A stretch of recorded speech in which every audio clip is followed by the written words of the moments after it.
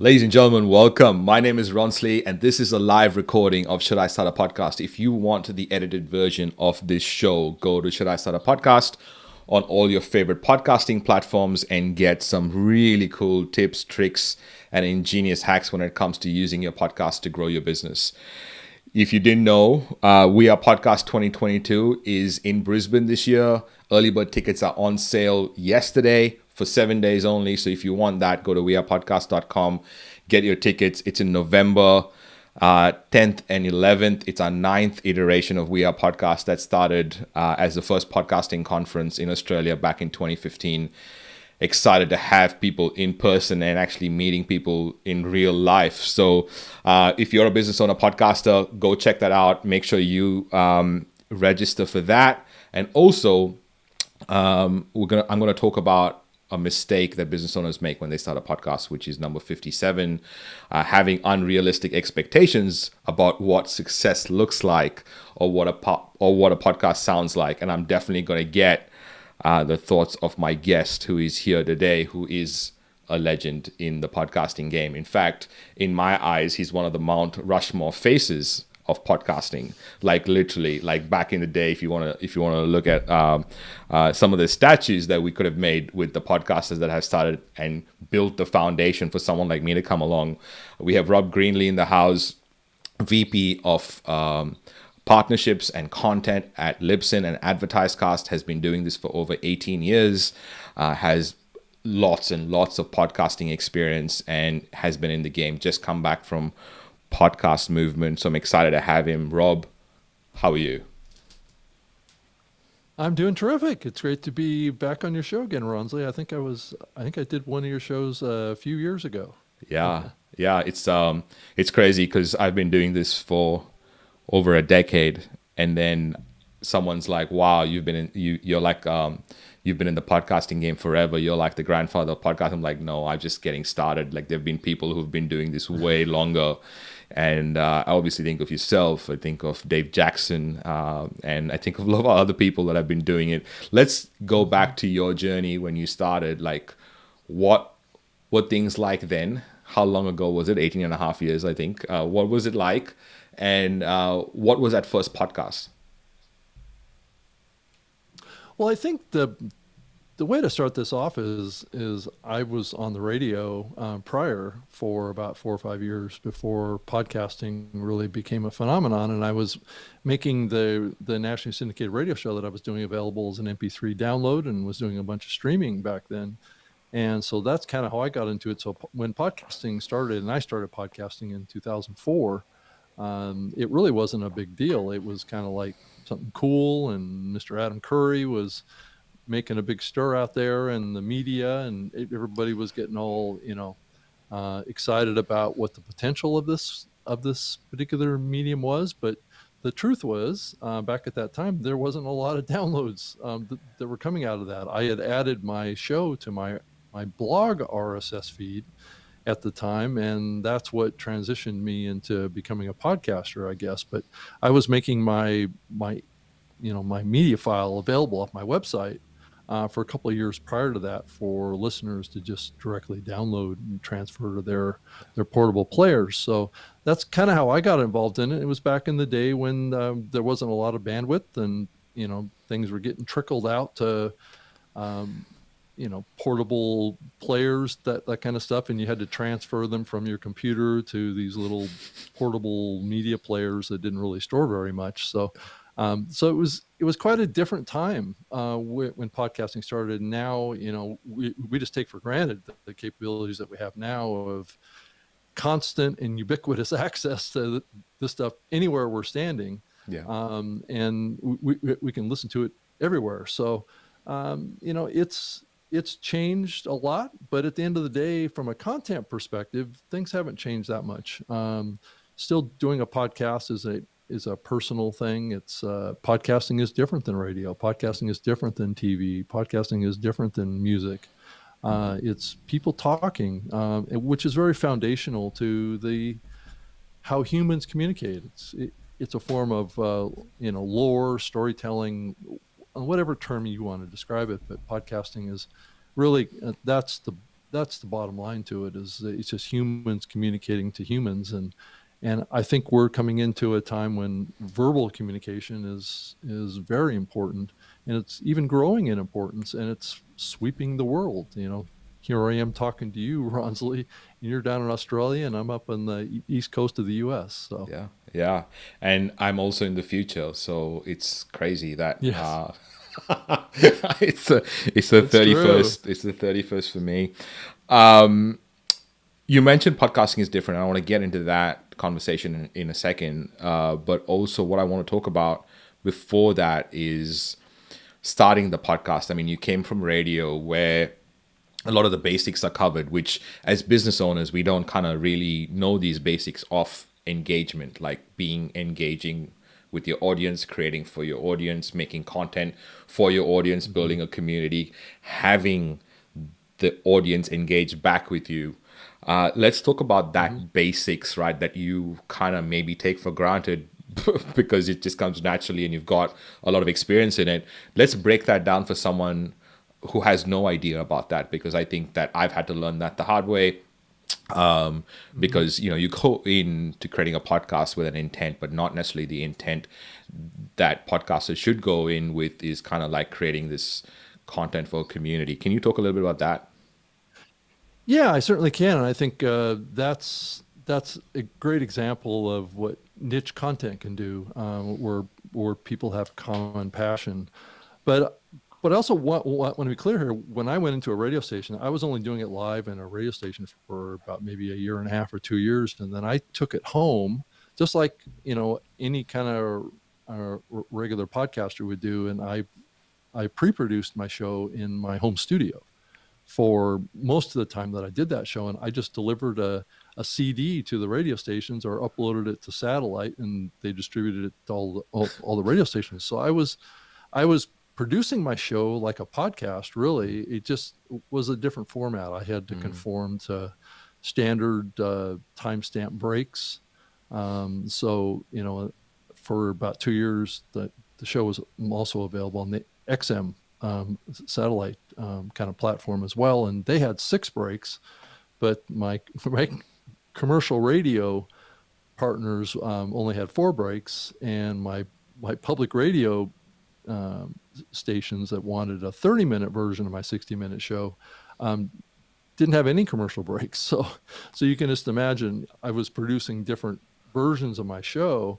But as far as making connection with audience, I think that the internet really enables that two-way connection, much more so than even radio. I think call-in radio has this perception that it's very strong on the community side, but I think that the numbers were less than 2% of any radio listener ever calls into a radio show. Right. So, but having that kind of connection with an audience, and this is why I gravitate towards live a lot, is because at least you have the opportunity to see a comment on a web page or in Facebook or something like that, and be able to address that comment or question live on the show, and that does add a different dynamic to what you're doing with your content.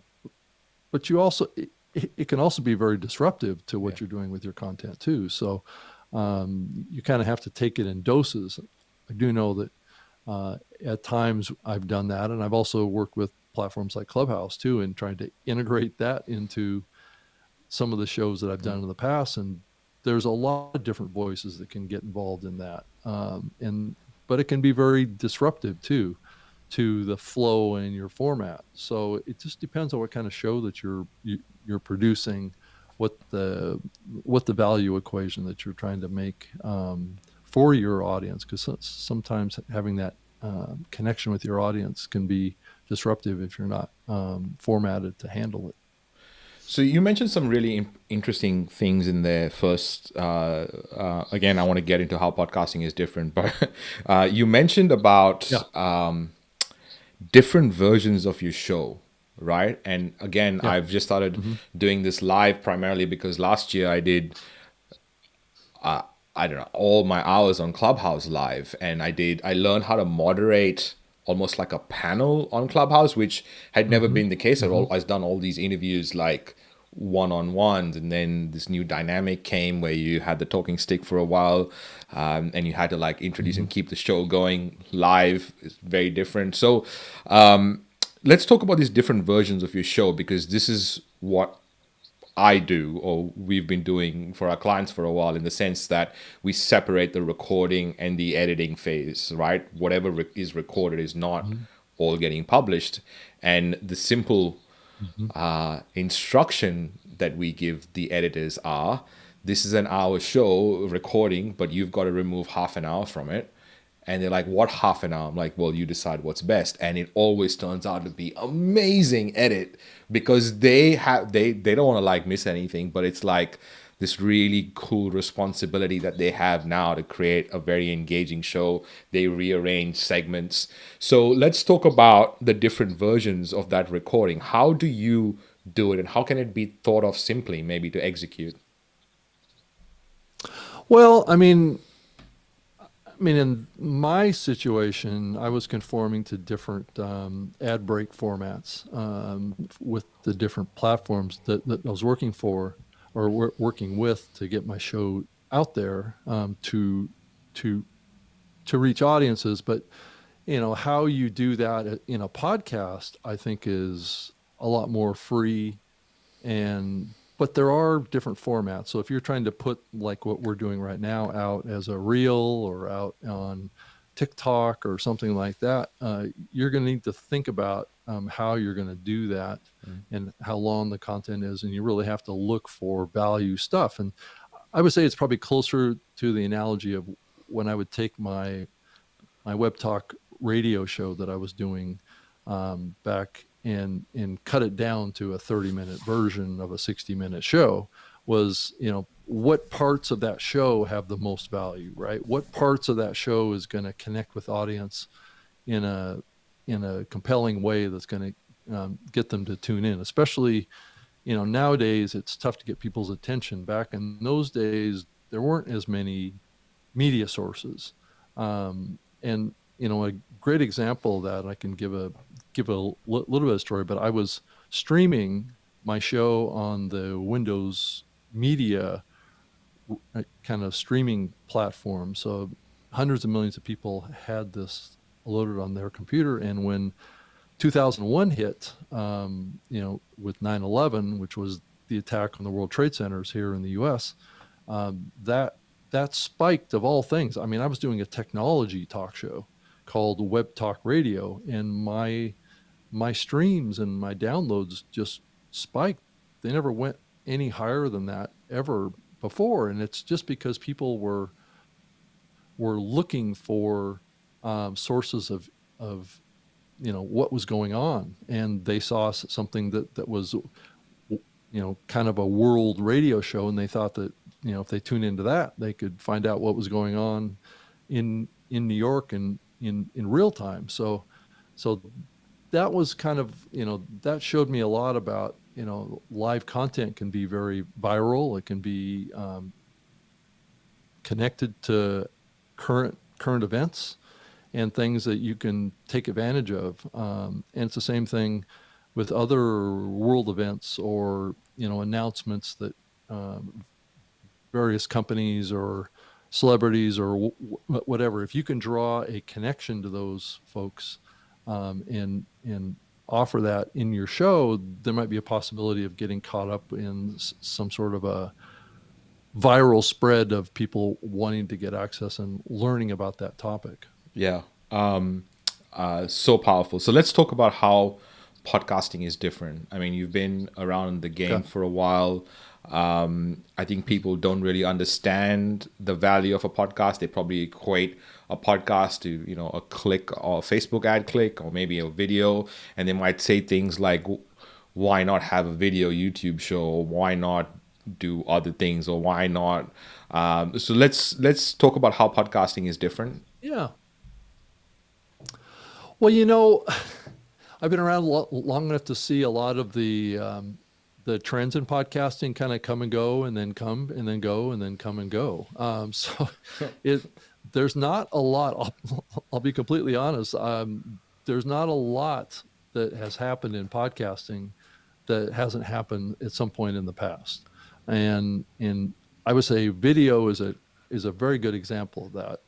When podcasting started back in 2004 through like maybe 2008, 9, about 30% of podcasting was video podcasting. And that wasn't because YouTube was not really doing much back then. So it wasn't a big presence in podcasting. So people were actively putting video files, the MP4 format instead of MP3 format in their RSS feeds, or creating a separate RSS feed with video.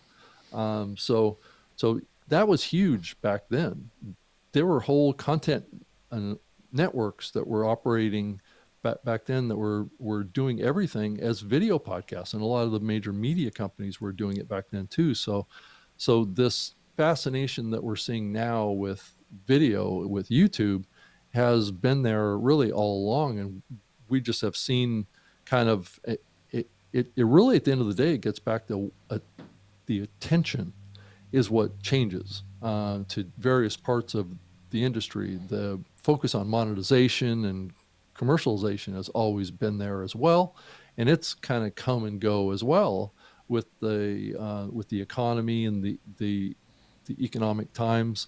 So a lot of the desires that creators have are pretty consistent. I would probably, the things that I would say have changed the most, and that's only because the attention to this medium has definitely been one thing that's changed, is it's gone global. It's much more understood. I don't have to explain what a podcast is to pretty much anybody anymore. Mm-hmm. So I would say, but also that definition of what a podcast is, I think maybe one of the things that has changed is that people view it as a form of content, less and less as a form of distribution, which I think the origin story of podcasting is really all about podcasting as a definition or a descriptive word for a certain type of distribution, and that's via RSS feed. I believe that the research is starting to show now that people consider the content that they see on YouTube as podcasts as well, even though that show that they're seeing on YouTube may or may not have an RSS feed, and probably the vast majority of them are only available on YouTube. Yeah. And we're actually seeing that a little bit happen on Spotify now, where Spotify has come out saying that they don't really believe in RSS, and now RSS is optional, and so it's going the other way too. So people are starting to look at in per the original definition of what a podcast is, Joe Rogan on Spotify wouldn't be a podcast. It would just be an online audio show on Spotify, because he's not distributing his show via RSS anymore. So it's not even available to be downloaded to a portable media player. It's only streaming via Spotify, and that definitely breaks the definition of what a podcast is. But at the end of the day, content creators only care about listeners, right? And at the end of the day, if the listener thinks that it's a podcast, I'm not going to argue with them about it. Okay, it's a podcast. Yeah. I think as a content creator, we need to know the difference. Sure. But that's a small number of people. Right?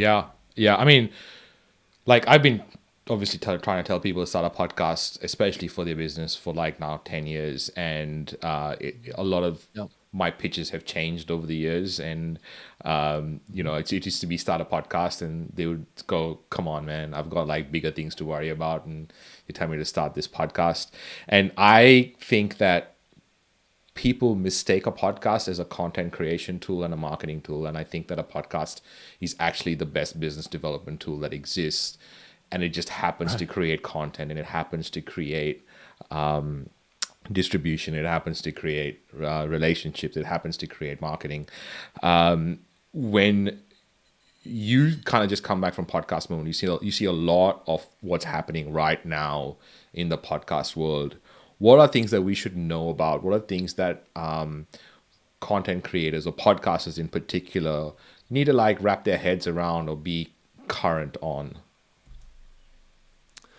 I think the big thing that I would say that the biggest takeaway is kind of really twofold. It's the professionalization really of this medium. It's growing up. It's becoming something that big companies are building significant revenue on, and investing a lot of money, and that's changing this medium, and it's also putting plain to see out there that there is money to be made in this medium. And so there's more and more people wanting to start a podcast as a full-time job.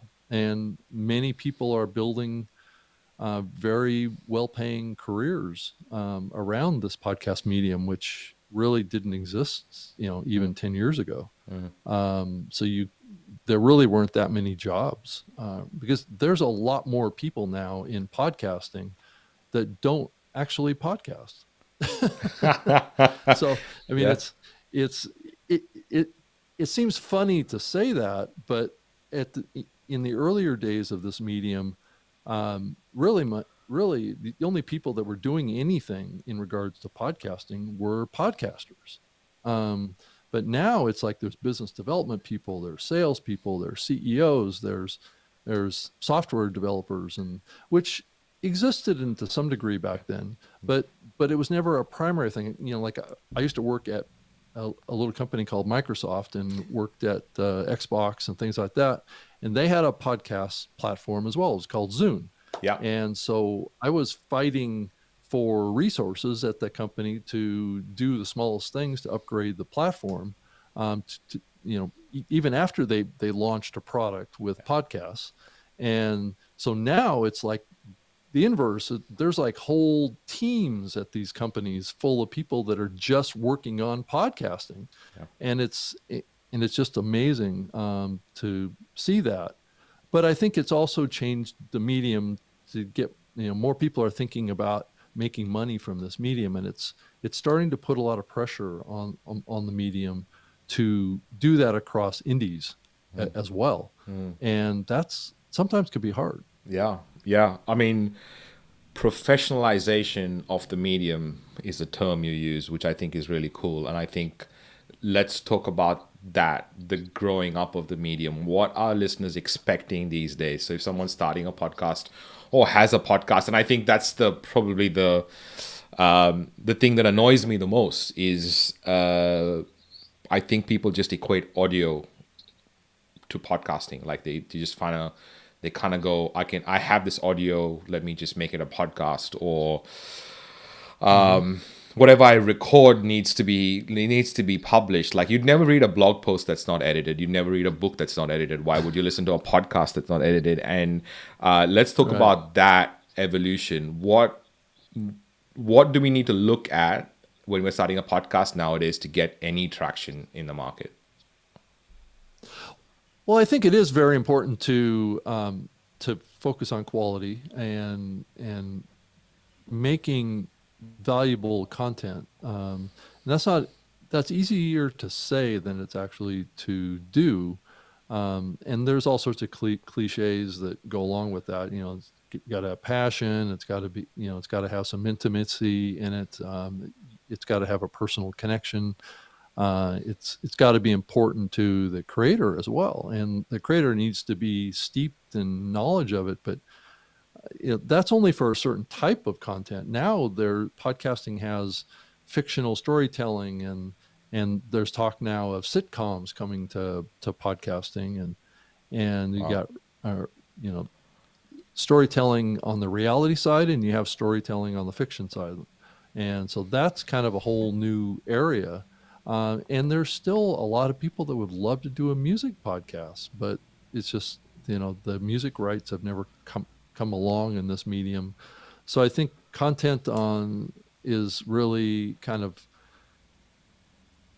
interesting, and how people have really kind of pushed the boundaries of this medium, and now podcasts are turning into TV shows, and things like that. So it's really fascinating what's been happening, and people are really just gravitating toward this because it's a cool medium. It's like a blank canvas. You can do whatever you want. Yeah. A couple of years ago, we had a client, and that we did this podcast, which is an audio documentary style podcast, and we changed frequencies to change how people were perceiving certain parts of the podcast. And that was so cool project to work on, because we were getting into this new connection between the neurological parts of us and the auditory Right. parts of us, and it was like one of the best projects that we've done. Let's talk about your process right now. Having done this for almost 2 decades, what happens before you hit record? What happens while you hit record, and what happens after you hit record? Right now, what's your process look like? Well, I think it depends on the kind of program that I'm trying to produce. Like the new media show that you can see the logo behind me out there. There is no pre-production on that. Generally, I mean, I do some pre-planning for topics when I'm doing a live show on stage. But most of the time, my host and I just pull up the microphones, and we stream to Facebook, Twitter, and YouTube, and record it, and it's put out as an audio and video podcast, and it's just right off the cuff, right? And then there's other productions that I've done, and my radio show was like this too. It was highly produced, highly scripted, had segments that were pre-planned, pre-recorded. So I've done the whole spectrum. I've done that detailed script before. I've never done like a scripted storytelling podcast or a true crime type podcast before. I've never done that kind of a production, but I've certainly done the whole spectrum of, no pre-production, but I've always preferred to do post-production, just to make sure the audio quality is at a constant level, and at a constant volume. I'm a stickler for volume levels, because as a listener, it's something that listeners are very sensitive to. If they can't hear you and they're riding on the bus or they're on a plane and they can't hear you because your volume's not loud enough, then they're not going to listen. So, and then just clarity of audio. And I've been a big fan of high quality microphones. Like the Shure SM7B is a terrific microphone. I've had this microphone before. Having this microphone was cool. I bought this microphone back in 2009, if that tells you anything. And then back in those days, the cool microphone was the Heil PR40 was the cool mic back then. Yeah, it was. Yeah, but now everybody's got the Shure SM7B or the Shure MV7, which is right behind me. In the background. Oh yeah, there. Sorry. Yeah, right there in the background. Yeah. So there's preferred microphones out there, but there's a lot of choice out there too. But yeah, I think audio quality is really important now because people just expect higher quality. They've been trained by the public radio networks, down in Australia, it's the ABC. Up here, it's the BBC, and in Canada, it's the CBC. Yeah. But a lot of listeners have been trained to get very high quality audio sound, and so if you want to compete in the landscape now, you gotta